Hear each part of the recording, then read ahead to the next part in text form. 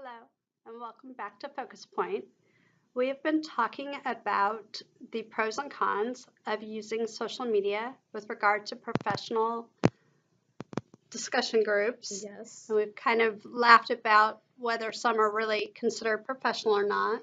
right. There's some concerns there that we've Mhm. been discussing. A lot of benefit. We've kind of outlined some of those as far Yeah. as having a broader range of professionals to draw from and information.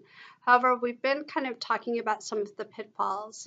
And today we want to talk about asking for scores. Oh, yes. We That, see a lot of discussions about, oh, hey, I forgot my test at home, and can someone give me the scores for a 6-year-old? yeah, they throw out the raw scores and list them Mm-hmm. out and kind of talk about what subtests they need the standard and percentiles for, Mm-hmm. right? That's what they're wanting. Right. And so we've all been there. We know what Oh it's my like to gosh, take your yes. paperwork home and to realize that you've left the Hmm, manual at work, so frustrating. and you really, your weekend was the time to catch up. And you've got that IEP meeting on Monday, Right, first right, thing, so you want to have it all perfect and ready to right. go, but you don't have your book. You don't have your Yeah. technical manual to look up your scores. Hmm. Or access to maybe if it's online, you can't access it from home for some reason. Right. Yeah. So here are some of the problems with doing that, though, and I think that most of us don't realize the risk that we take. And so we want to talk a little bit about that, not for the purpose of criticizing anyone, because, like I said, we've all been there. But we need, as professionals, we need to understand our risks and realize that there are just too many unknowns with doing Oh, that. exactly. So I think about one of the first things that I think about is if I am looking at a manual, and Laura and I laughed about this earlier. If I'm looking at a manual, how many times have we looked across and we've reported a score to find out later that maybe we looked at it incorrectly or Yes, because we the didn't line up font is really tiny on there, and right? I wasn't using a ruler, and I have tracking issues. I know that about myself. I should be using some type of ruler or something, and I didn't, and I reported the incorrect score. And Right, that's on me. That's my mistake. exactly. And so I guess the thing that we need to think about is that when we make a mistake, we are ultimately responsible for that.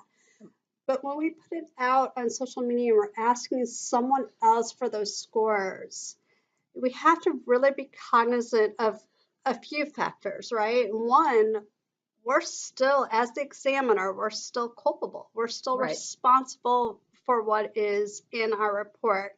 So if we make that mistake, we can own up to that. But if we're reporting something that someone else Hmm.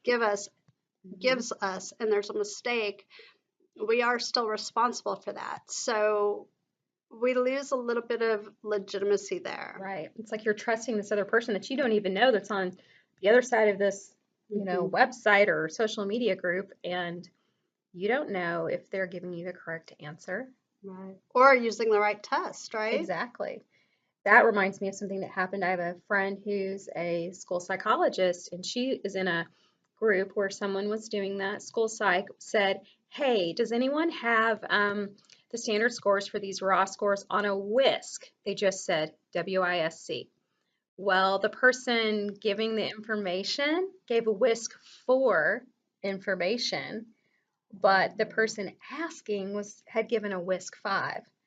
So And those scores won't match up. no, so that could easily happen, when you're in that transition phase of that year when the updated version comes out, and some people are Hmm. still using the old one because they haven't received the updated. Others get the Right. updated right away when they come out. So you could see that happening if someone doesn't make it clear in Right. their question or something. Yeah. So I also think about, we don't really know the legitimacy of the reporter. So personally, I would never ask for someone that I did not know to give me those scores, because how do I know that that person really has the manual, that isn't going to make a mistake, or that really, right. Well, I know you would not ask it. You would have to do it yourself right, because that is falls under the ethical guidelines of your right. profession that require you to be the one exactly looking at that No, information. I So wouldn't. you just would never considered an option, it wouldn't even be on the radar as an Mhm. option. So, But think about it, the flip side. I mean, if I was the one asking, how does anyone that is answering and giving scores know that I really have that manual? right, exactly. Oops, that was Oops, our timer. alarm that we've been talking a long time. But you're right. How would you know if someone really had that? You Mhm. don't. And there's copyright issues that fall in place there that someone Right. could be violating as well. So that's a problem. Yeah.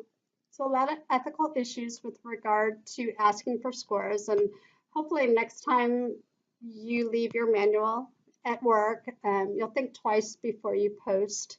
I know Right. that some of the Facebook groups have posted, the admins have posted that we really can't do that, and there are Right. ethical violations.